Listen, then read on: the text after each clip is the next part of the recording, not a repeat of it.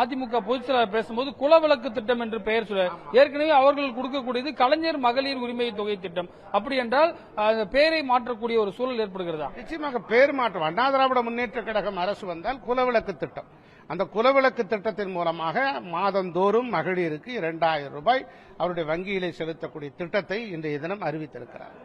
மற்ற மாநிலங்களில் சில மாநிலங்கள் அறிவித்து கூட அதனால் செயல்படுத்த முடியவில்லை. ஏனென்று சொன்னால் இதனுடைய யூசர்ஸ் வந்து பாத்தீங்கன்னா 1 கோடியே 20 லட்சம் வரை செல்கிறார்கள். 30 லட்சம் பேர் இருக்கிறார்கள். 1 கோடியே 30 லட்சம் பேர். இதை வந்து தொடர்ச்சியாக எப்படி கொடுக்க முடியும் சார்? நிச்சயமாக நிறைவேற்றுகிற திட்டங்கள் தான் அண்ணா திராவிட முன்னேற்ற கழகத்தின் திட்டங்கள்.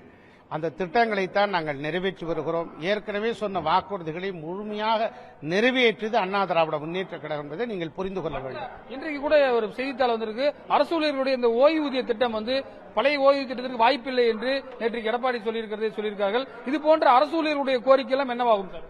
இல்ல, அரசு ஊழியர்களுடைய ஓய்வூதிய திட்டத்தை சரியான முறையிலே இவர்கள் நிறைவேற்றவில்லை. அது உண்மையாக ஆராய்ந்து அதுக்குரிய ஒரு அவசியத்தை உணர்ந்து அண்ணா திராவிட முன்னேற்ற கழகம் அரசு வந்த பிறகு அது முழுமையாக நிறைவேற்றி தரப்படும்.